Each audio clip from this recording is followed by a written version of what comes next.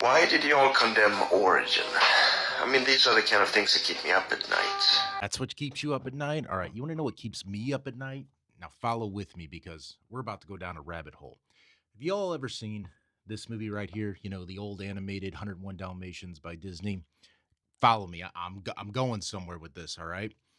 So in the movie, the two main dogs, Pongo and his wife Lady, I think is her name, they lose their pups. The pups get kidnapped, right? So they have to go looking for the pups, you know, and they were taken by Cruella de Vil. We all know the story.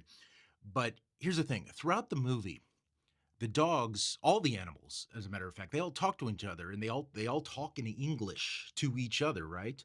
So as a child, I just assumed when they're talking to one another that what the humans heard was barking or meowing if it was a cat, you know, that kind of thing, chirping if it was a bird. But there's one scene in this movie that just completely blows my mind because it does not accept that premise. So there's a scene in this movie where Pongo and Lady, like they're running out of options here. They can't find their pups. So when their owners take them out on a walk throughout London, they get to a high hill and they decide they're going to do what's called the Twilight Bark, which is kind of like an old Morse code or something like that. And basically they bark it, and then the other dogs pick it up, and then all the dogs across London are barking, and they keep passing the message along. You know, it's like, have you seen these dogs? Have you seen these dogs? And it finally gets out to this old barn, right?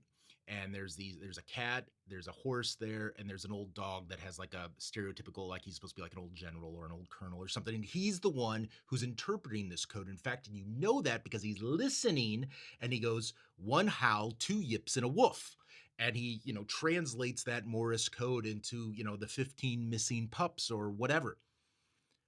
But Pongo and Lady were barking Morse code, which translated, and that's what the old colonel heard was the barking.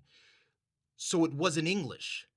So my question is, this is what keeps me up at night. You asked, when the dogs are speaking English, what do the humans hear? Because I cannot figure it out, and it's been driving me nuts for 35 years.